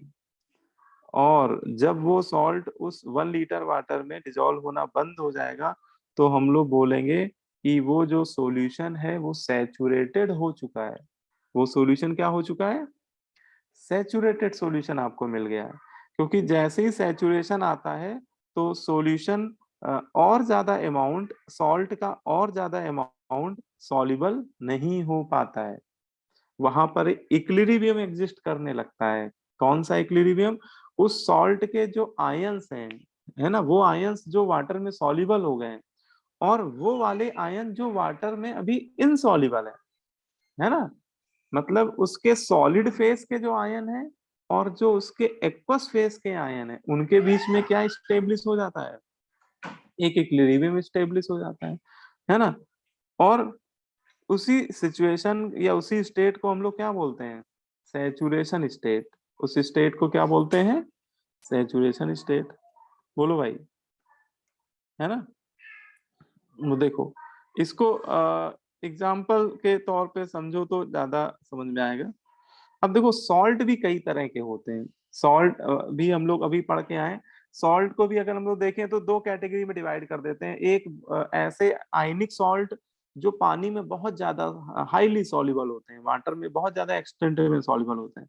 एक सॉल्ट ऐसे होते हैं जो वाटर में बहुत कम एक्सटेंट में सॉल्युबल होते हैं, है ना, उनको बोलते हैं स्पाइरिंगली सॉल्युबल सॉल्ट। ठीक है, तो यहाँ पे जो हम लोग बात करने वाले हैं वो ऐसे सॉल्ट की बात करने वाले हैं जो वाटर में बहुत कम अमाउंट में डिजोल्व होते हैं, बहुत ही कम एक्सटेंट में सॉल्युबल होते हैं, थोड़ा सा डिजोल्व करते ही उसमें सैचुरेशन आ जाता है। तो हम लोग ऐसे सॉल्ट की बात करने वाले हैं, है ना? है ना, बात समझ में आ रही है? Yes. Yes. जैसे जैसे आपने टेबल सॉल्ट ले लिया NaCl, तो NaCl एक स्ट्रॉन्ग सॉल्ट है ना, ये वीक नहीं है, ये स्ट्रॉन्ग सॉल्ट है। वैसे भी देखो, एल्कली मेटल के कोई जितने भी सॉल्ट होते हैं सब स्ट्रॉन्ग ही होते हैं, ठीक है? अगर इसको पानी में आपने डिजोल्व किया तो ये क्या हो जाएगा बताओ? 100% आयनाइज हो जाएगा कि नहीं हो जाएगा? ये 100% आयनाइज हो जाएगा, ठीक है? 100% आयनाइज होके तो ये बनाएगा Na+ solid chloride ion solid. तो अभी ये मान के चल रहे हैं कि अभी वो जब आयनाइज हो रहा है तो अभी फेस नहीं चेंज हुई है, अभी इस समय वो दोनों सॉलिड फेस में है। और 100% देखो, इसके बोलते हैं कि एल्कली मेटल के सॉल्ट बोलते हैं वाटर में, आपने पढ़ा भी होगा कि एल्कली मेटल सॉल्ट वाटर में हाईली सॉल्युबल होते हैं या कंप्लीटली सॉल्युबल होते हैं। तो उसका मतलब आप जानते हो क्या होता है? कि ये जितने भी Na+ सॉलिड या जितने भी Na+ Cl- सॉलिड बन रहे होंगे, वो सारे के सारे एक्वस स्टेट में कन्वर्ट हो जाएंगे, है ना? बोलो भाई, वो सारे के सारे किस स्टेट में कन्वर्ट हो जाएंगे? एक्वस स्टेट में। जैसे आपने 1 मोल NaCl लिया, एक डेटा के साथ बात करते हैं, और तो पहले ये आयनाइज होगा तो Na+ भी 1 मोल आपको मिल जाएंगे, सॉलिड वाले आयन और क्लोराइड आयन भी। लेकिन ये स्ट्रॉन्ग इलेक्ट्रोलाइट जो है वो 100% सॉल्युबल हो जाते हैं, खासकर एल्कली मेटल के सॉल्ट। तो ये एक्वस स्टेट में कन्वर्ट हो जाएंगे, है ना? एक्वस स्टेट का मतलब कोई बताओ मुझे क्या होता है? एक्वस स्टेट का क्या मतलब होता है? आयन के नीचे एक्वस लिख देते हैं, क्या मतलब होता है इसका? soluble soluble in water. तो वाटर में सॉल्युबल होने का क्या मतलब होता है? क्यों हम कैसे हम लोग को पता लगेगा कि कोई सॉल्ट सॉल्युबल हो रहा है?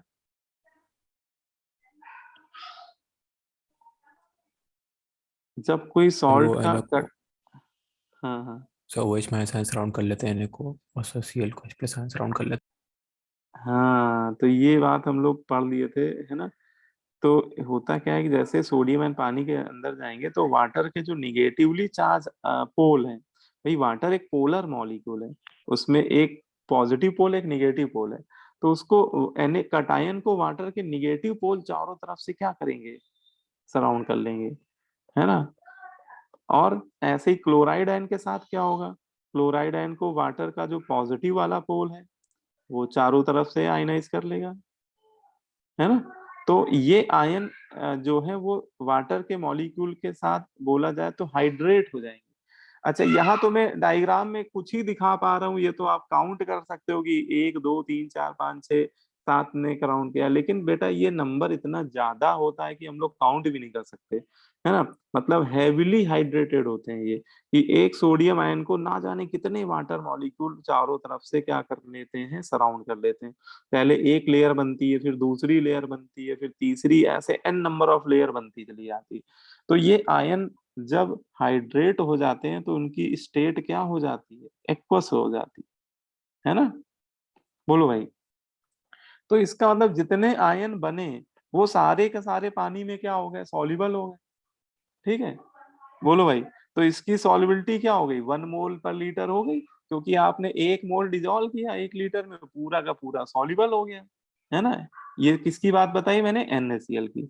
लेकिन हम लोगों को जो सॉल्ट दिए जाएंगे वो स्ट्रॉन्ग वाले नहीं दिए जाएंगे, आपको दिए जाएंगे वीक वाले। जैसे सिल्वर के सॉल्ट हो गए, सिल्वर के सॉल्ट वीक होते हैं। मरकरी के सॉल्ट हो गए, लेड के सॉल्ट हो गए, तो वो पानी में पूरी तरह से सॉल्युबल ही नहीं, वो बस बहुत पार्सली टाइप के सॉल्युबल होंगे। तो जैसे एग्जांपल ले लिया मैंने एक वीक इलेक्ट्रोलाइट का, इस वीक इलेक्ट्रोलाइट या इन्हें बोलते हैं sparingly soluble salt. Consider a sparingly soluble salt. तो हम लोग बात कर रहे हैं कोई ऐसा सॉल्ट जो बहुत ही कम एक्सटेंट में सॉल्युबल हो रहा है, कि मान लो आपने 1 मोल डिजोल्व हुआ, लेकिन वो 1 मोल आपने डिजोल्व किया तो वो उसकी सॉल्युबिलिटी आ रही 0.0001, है ना, 1 मोल में केवल 0.001 ही मोल डिजोल्व हुआ। तो इस तरह के जो सॉल्ट हैं उनके साथ क्या होता है देखो, है ना, देखो इसमें सिल्वर के सारे सॉल्ट आ जाते हैं। इसमें सिल्वर के आप सॉल्ट देखेंगे, जैसे सिल्वर का क्लोराइड आ जाएगा, है ना, जैसे आपने सिल्वर क्लोराइड ले लिया और 1 मोल आपने इसको डिजोल्व कर दिया, तो देखो सिल्वर का जो सॉल्ट है वो आयनाइज तो 100% होगा। देखो सॉल्ट जो होते हैं वो आयनाइज हमेशा 100% ही होते हैं। आपको एक खास बात बताते हैं सॉल्ट के बारे में, सॉल्ट हमेशा आयनाइज 100% होता है। तो आयनाइज ये 100% होगा, Ag+Cl-, है ना, सॉलिड सॉलिड। लेकिन अभी उसकी फेस क्या है, सॉलिड सॉलिड। अब इस सॉलिड फेस से एक्वस स्टेट में जो कन्वर्जन होता है वो 100% सभी का नहीं होता है, और स्पाइरलिकली सॉल्युबल सॉल्ट का जो ये कन्वर्जन होता है ये बहुत ही कम होता है। बोलो भाई, मतलब बने तो पूरा 1 मोल सिल्वर आयन सॉलिड और 1 मोल क्लोराइड आयन सॉलिड, लेकिन सॉलिड से एक्वस मोल में जो उनका कन्वर्जन हो रहा है ये पार्शियली हो रहा है ना। बोलो भाई, ये क्या हो रहा है, पार्सली हो रहा है। वो 1 मोल में कुछ उसका फ्रैक्शन ही है जो किसमें जा रहा है, सॉल्युबल स्टेट में जा रहा है, मतलब उसके आयन जो हाइड्रेट हो रहे हैं वो पार्शियली हाइड्रेट हो रहे हैं।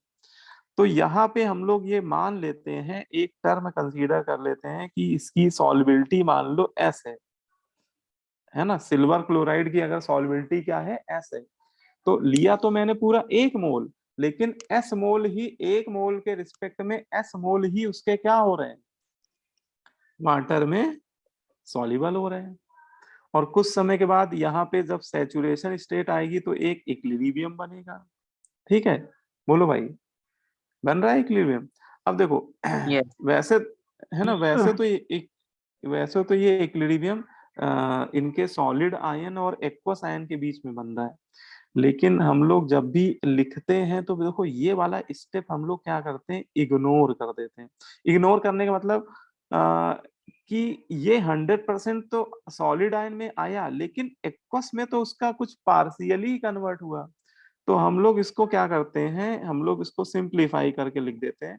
ये बीच वाले आयन को ना दिखा के सीधे हम लोग ये बोल देते हैं कि AgCl सॉलिड जब पानी में डिजोल्व हुआ तो ये इसकी सॉल्युबिलिटी क्या देखी गई, S देखी गई, है ना। तो इसके S मोल क्या हो गए, सॉल्युबल हो गए। इसको आप ऐसे ही लिख लो जैसे हम लोग पहले लिखते आ रहे थे कि T=0 पे मान लो इसका 1 मोल लिया आपने, और अभी 0 0, है ना। और इक्विलिब्रियम पे जब इक्विलिब्रियम आया, या इक्विलिब्रियम मतलब यहाँ पे जब सैचुरेशन आया तो इसके 1 मोल से S डिसोसिएट हो गए और इसके S बन गए, उसके भी S बन गए। बोलो भाई, सर यहाँ पे बैकवर्ड डायरेक्शन में कैसे कन्वर्जन होगा, जैसे यहाँ पे सॉलिड टू एक्वस है, फिर आपने बैकवर्ड एरो भी शो किया है। हाँ, यहाँ पे क्या हो रहा है कि ये जो वीक इलेक्ट्रोलाइट होते हैं ना, ये एक इक्विलिब्रियम सा स्टेब्लिश कर देते हैं कि इस डायरेक्शन में क्या हो रहा होगा कि ये जो सॉलिड आयन है वो कन्वर्ट हो रहे हैं एक्वस आयन में, और कुछ एक्वस आयन वापस में किसमें कन्वर्ट हो रहे होंगे, सॉलिड में भी कन्वर्ट हो रहे होंगे। अच्छा, वो कैसे कन्वर्ट हो रहे होंगे, उसका कहने का मतलब ये कि जैसे एक मॉलिक्यूल सिल्वर आयन पे जैसे कुछ वाटर के मॉलिक्यूल एडजॉर्ब हुए, तो बोलते हैं एडजॉर्प्शन और डिजॉर्प्शन ये दोनों एक ही सिक्के के पहलू हैं। मतलब अगर कोई मॉलिक्यूल सरफेस पे एडजॉर्ब हो रहा है तो कुछ मॉलिक्यूल सरफेस को छोड़ के भी जा रहे होंगे। ठीक है, बात समझ में आ रही है।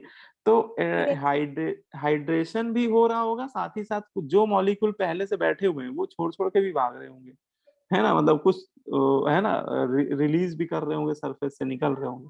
तो उसके रिस्पेक्ट में वो रिवर्सिबल एरो यहाँ पे बनाया जाता है। और एक समय आता है कि मतलब कि हाइड्रेशन का और मतलब कि एडजॉर्प्शन और डिजॉर्प्शन का रेट लगभग बराबर ही हो जाता है, तो उसी को हम लोग इक्विलिब्रियम यहाँ पे नाम दे देते हैं। ठीक है, Yes. तो यहाँ पे जो इक्विलिब्रियम है वो अल्टीमेटली आपको कहीं भी लिखा मिलेगा तो ये इतना ही लिखा मिलेगा, है ना। लेकिन आपको ये ध्यान रखना है कि पहले AgCl आयनाइज 100% हुआ है, लेकिन उसके जो 100% सॉलिड आयन है वो सारे एक्वस आयन में कन्वर्ट नहीं हो पाए, मतलब सभी हाइड्रेट नहीं हो पाए। तो जितने परसेंट में हाइड्रेट हो रहे हैं, जितने फ्रैक्शन में, वही उसकी सॉल्युबिलिटी है ना। और सॉल्युबिलिटी को हम लोग क्या मान लेते हैं, सॉल्युबिलिटी को हम लोग स्मॉल एस से रिप्रेजेंट करते हैं। सॉल्युबिलिटी को किससे रिप्रेजेंट करते हैं, स्मॉल एस। अब यहाँ पे अगर हम आपसे बोलें कि बताइए एक सॉल्युबिलिटी प्रोडक्ट बताइए क्या है, एक रिलेशन आप बता दीजिए, relation between solubility and solubility product.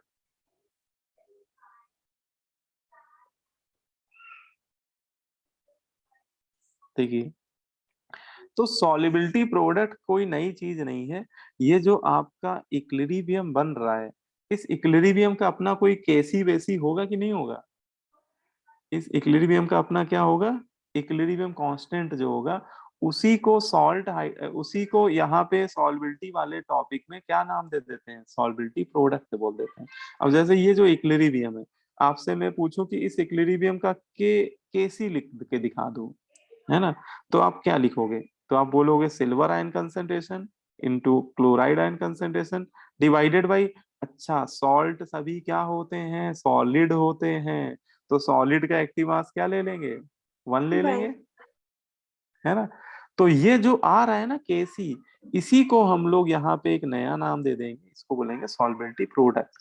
क्योंकि यहाँ पे जो कंसंट्रेशन हम लोग ले रहे होंगे सिल्वर आयन और क्लोराइड आयन के, वो उस सॉल्ट के सॉल्युबिलिटी के ही इक्वल होगा, जिसको हम लोग स्मॉल एस बोल रहे हैं, है ना, बोलो भाई, है ना। Yes sir. तो यहाँ पे सॉल्युबिलिटी प्रोडक्ट जो है, अब ये देखो अगर हम लोग रिलेशन की बात कर रहे हैं तो इसमें कुछ डिफरेंट टाइप के केस बना के डिस्कस करते हैं।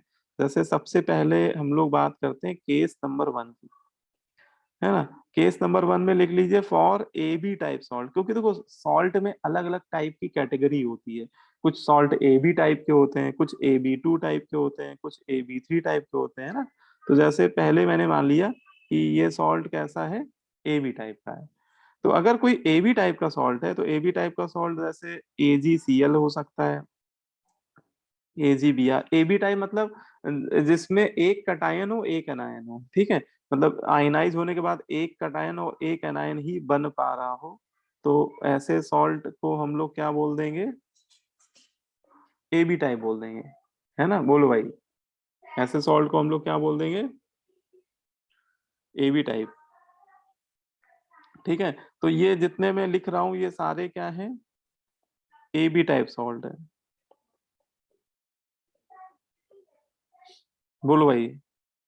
अब इसमें आप इनमें से कोई एक ले लो भाई, सबका हम लोग क्या करेंगे, सब है तो ए बी टाइप का, तो जैसे इनमें से कोई एक AgCl ही ले लेते हैं, चलो। तो AgCl को आपने डिजोल्व किया पानी में, तो पहले तो ये सॉलिड आयन में गया, बाद में वो हाइड्रेट हो गया, एक्वस आयन में कन्वर्ट हो गया, ठीक है। तो T=0 पे इसके मोल मैंने कुछ 1 मोल लिए हैं, अभी ये आयनाइज हुआ नहीं है, अभी वो मतलब कि सॉल्युबल नहीं हुआ, 1 मोल में अभी सॉल्युबिलिटी 0 है। लेकिन at the state of saturation, at the state of saturation, जब वो सैचुरेटेड सॉल्यूशन बना रहा होगा, तो उस समय इसके 1 मोल से जितने मोल सॉल्युबल हो रहे होंगे वही उसकी सॉल्युबिलिटी होगी। तो मैंने मान लिया इसकी सॉल्युबिलिटी S है, तो 1 - S S S, ठीक है। तो इसमें अगर मैं आपसे पूछूं कि इस इक्विलिब्रियम का, ये जो इक्विलिब्रियम है, इसका इक्विलिब्रियम कांस्टेंट बता दो क्या है, तो इसका इक्विलिब्रियम कांस्टेंट आप कहोगे सर ये तो बहुत आसान बात है, ये तो हम लोग केमिकल इक्विलिब्रियम में ही पढ़ चुके हैं, ये हो जाएगा silver ion concentration into chloride ion. हाँ, लेकिन वहां ये भी पढ़े थे कि सॉल्ट का मतलब सॉलिड का एक्टिव मास क्या लेना, 1 लेना है, इसलिए इसके एक्टिव मास से डिवाइड हम लोग नहीं कर रहे हैं, या करना चाहो तो कर दो, लेकिन उसकी वैल्यू क्या लेना पड़ेगा आपको, 1 लेना पड़ेगा, है ना। चलो मैं लिख देता हूँ, लेकिन इसमें ध्यान रखना कि इसकी वैल्यू क्या हो जाएगी, 1 यूनिटी, क्योंकि सॉल्ट जितने भी होते हैं वो सब सॉलिड होते हैं रूम टेम्परेचर पे, ठीक है। तो यहाँ पे S × S, है ना, सॉल्युबिलिटी मैंने S मान ली है, तो फॉर्मूला बहुत छोटा सा एक फॉर्मूला आ रहा है, KSP equal to S square. क्या फॉर्मूला आ गया? KSP equal to S square. KSP यहाँ पे क्या है बेटा? KSP ही सॉल्युबिलिटी प्रोडक्ट है ना? KSP क्या है बेटा? KSP लिख लीजिए, सॉल्युबिलिटी प्रोडक्ट है। और S क्या है?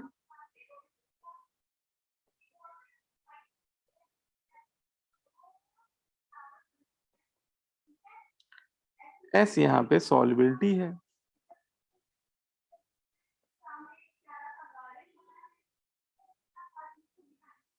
ना? यहाँ पे मैंने AgCl लिया है तो मैंने AgCl लिख दिया।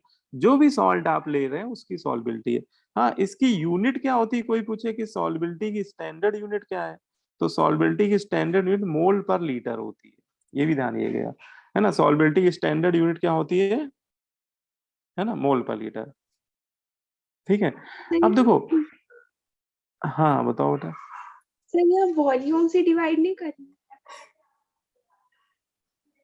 नहीं, ये जो हम लोग S मान के चल रहे हैं ना, ये ऑलरेडी मोल पर लीटर में ही है। ये हम लोग मान लिए ना कि इसके 1 लीटर में जितने मोल सॉल्युबल हो रहे हैं, है ना, वही S है। 1 लीटर सॉल्यूशन में, 1 लीटर पानी में जितने मोल सॉल्युबल हो रहे हैं, वही उसकी सॉल्युबिलिटी है। तो वो 1 लीटर के रिस्पेक्ट में ही डिफाइन किया गया है वो S। सर अगर Yes, हमें sir. मतलब वॉल्यूम के टर्म्स में डिफाइन करना हो तो 1 लीटर पहले से ही 1000 मीटर क्यूब के बराबर होता है, तो वैसे कर सकते हैं ना आगे। हाँ, क्या करूँ? नहीं देखो, इसमें ध्यान रखना, अगर वो सॉल्युबिलिटी बोले, अगर वो क्वेश्चन में सॉल्युबिलिटी टर्म बोल रहा है तो उसमें अंडरस्टूड हो जाएगा कि वॉल्यूम 1 लीटर ही मोल बाय लिया गया होगा, लीटर, यस सर। है ना? क्योंकि सॉल्युबिलिटी को डिफाइन ही 1 लीटर सॉल्यूशन के लिए किया गया है। तो अगर बोल दे कि किसी सॉल्ट की सॉल्युबिलिटी मान लो x है, तो हम लोग समझ जाएंगे अच्छा कि 1 लीटर पानी में x ही मोल उसके सॉल्युबल हो रहे हैं केवल, है ना? ठीक है। हाँ, वो बात अलग है कि वो आपसे पूछने लगे कि बताओ अच्छा फिर 100 ml में कितना सॉल्युबल है, तो हम लोग बोलेंगे कि 1000 ml में x सॉल्युबल है, तो 100 ml में कितना होगा, तो x अपॉन कितना हो जाएगा, 10 हो जाएगा, है ना? x upon 10। तो वो हम लोग कर सकते हैं, है ना? बोलो भाई। Yes, sir.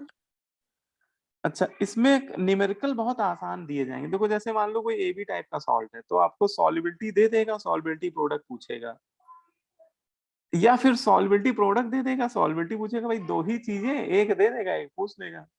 लेकिन आप यूनिट पे बहुत ज्यादा होशियार रखना। देखो, ज्यादातर क्या होता है कि वो यूनिट में आपको परेशान करेगा। देखो, सॉल्युबिलिटी प्रोडक्ट की भी यूनिट मोल पर लीटर ही होती।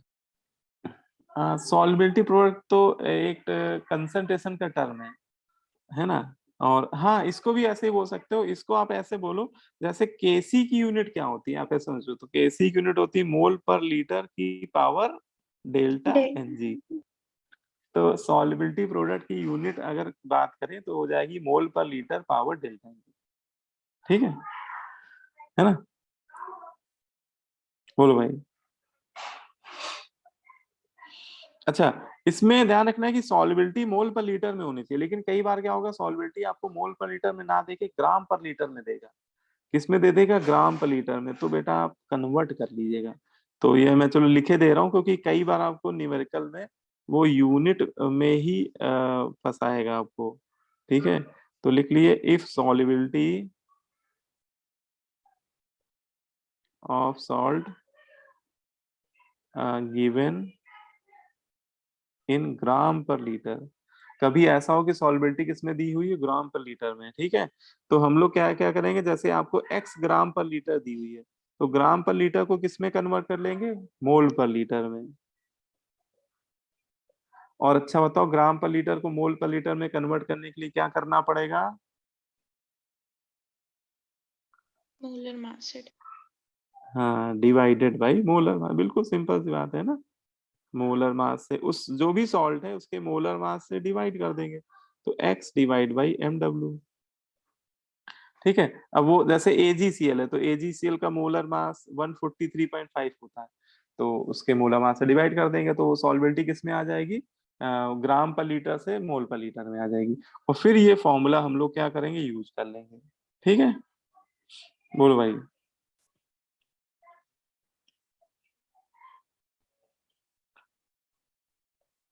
चलो एक क्वेश्चन पहले कर लेते हैं। कितना टाइम हो गया यार, जरा मुझे एक जरूरी काम है। हो टाइम का तो पता ही नहीं लगता है कब निकल जाता है।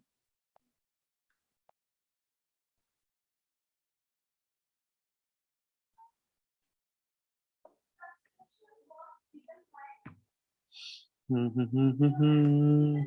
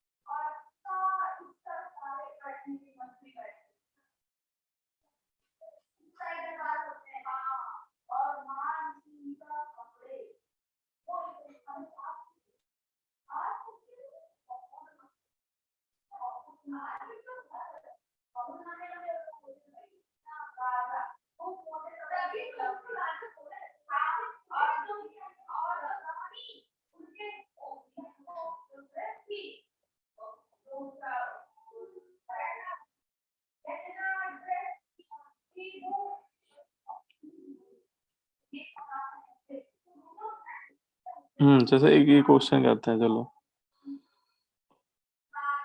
हम्म।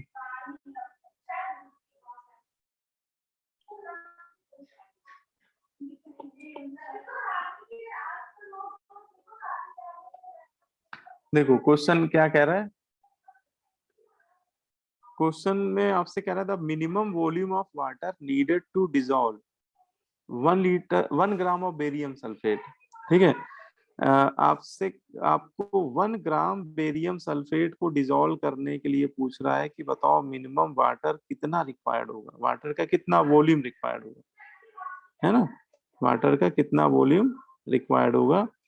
और आपको इसका केएसपी दे दिया, देखो उसने किसका, बेरियम सल्फेट का केएसपी कितना, 10⁻⁻10, है ना, और मोलर मास भी उसने दे दिया है, थोड़ा बच्चों पे रहम आ गया तो मोलर मास भी दे दिया उसने बेरियम सल्फेट का 233।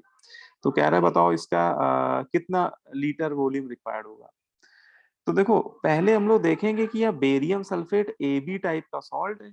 बेरियम सल्फेट सबसे पहले आप लोग यही देखा करना कि कोई भी सॉल्ट दिया है वो टाइप देख लेना कि किस टाइप का है। तो ये AB टाइप का है, तो ये जब आयनाइज होगा तो एक बेरियम आयन बनेगा, एक सल्फेट आयन बनेगा, है ना, बोलो भाई। तो इसके लिए KSP और S में अगर रिलेशन बोला जाए तो क्या होगा, KSP S में relation, KSP is equal to S², है ना। और KSP कितना दिया है, 10⁻⁻10। तो यहां से सॉल्युबिलिटी हम लोग निकाल लेंगे। सॉल्युबिलिटी कितनी आ गई, 10⁻⁻5 मोल पर लीटर, है ना। इस फॉर्मूले से जो यूनिट आएगी वो स्टैंडर्ड यूनिट में सॉल्युबिलिटी आएगी, मोल पर लीटर। इसका मतलब आप समझ रहे हैं, इसका मतलब क्या है कि अगर 1 लीटर सॉल्यूशन ले रहे हैं आप, 1 लीटर सॉल्यूशन आप तैयार कर रहे हैं, तो उसके लिए बेरियम सल्फेट कितना रिक्वायर्ड है ना, 10⁻⁻5 मोल। बोलो भाई। अगर आपको 1 लीटर सैचुरेटेड सॉल्यूशन तैयार करना है, अगर आपको 1 लीटर सैचुरेटेड सॉल्यूशन तैयार करना है, तो बेरियम सल्फेट के कितने मोल आपको डिसॉल्व करने पड़ेंगे, 10⁻⁻5 मोल। ठीक है। और अच्छा ये कितने में पूछ रहा है भैया, ये कह रहा है कि हमें इतना डिसॉल्व करना है, इसने क्वांटिटी बता दी है, इसने क्वांटिटी कह रहा है 1 ग्राम डिसॉल्व करना है। क्या, बेरियम सल्फेट, उसके लिए वॉल्यूम पूछ रहा है। तो देखो आप इसी को उल्टा करके लिख दो भाई, इसको लिख दो 10⁻⁻5 mole barium sulphate present in 1 litre water, है ना, 1 लीटर सॉल्यूशन। और वैसे भी सॉल्वेंट वाटर है तो सॉल्वेंट की डेंसिटी 1 ही है, तो जो वॉल्यूम सॉल्यूशन का होगा वही वाटर का हो जाएगा, सीधे आप उसको 1 लीटर वाटर भी बोल सकते हैं। ठीक है ना। वैसे भी सोल्यूट बहुत कम है, 10⁻⁻4 तो बहुत कम होता है ना, -5। अब इसमें आप इसका मास निकाल लीजिए, तो ये हो जाएगा, मास कैसे निकालेंगे, मोलर मास से मल्टीप्लाई कर देंगे मोल में, तो इसका मास कितना हो जाएगा, इतना। तो बेरियम सल्फेट का मास कितना प्रेजेंट है, बेरियम सल्फेट का मास होगा 233 इंटू 10⁻⁻5, है ना, क्योंकि 233 इसका क्या होता है, मोलर मास होता है। ठीक है। तो अच्छा ये बताओ कि 1 ग्राम कितना प्रेजेंट है, ये तो इतने ग्राम है, तो 1 ग्राम बेरियम सल्फेट कितने में प्रेजेंट होगा, तो 1000 divided by 233 into 10⁻⁻5 ml water में। बोलो भाई, तो ये आप सॉल्व कर लो बेटा, है ना। ये आपका कितना आ जाएगा, 10⁻8 हो जाएगा न्यूमरेटर में, नहीं 10 पावर प्लस में आ जाएगा ना, हाँ 10⁻8 हो जाएगा। उसने वॉल्यूम लीटर में तो नहीं पूछा है, हाँ यार लीटर में पूछ रहा है, तो बेटर है कि आप लोग लीटर में रखो, क्यों फालतू में ml में लेके आए, ml में क्यों लेके आ रहे हैं हम लोग, है ना, इसको लीटर में ही रखो। तो लीटर में कितना आ जाएगा, 10⁵ डिवाइडेड बाई 233, है ना। अब ये निकाल लोगे, यस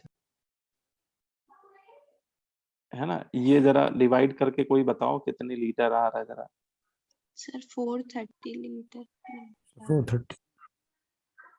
430 लीटर है, यस सर, 430 लीटर अप्रॉक्स कुछ आ रहा होगा, है ना, तो से अप्रॉक्स आ 430 रहा का है।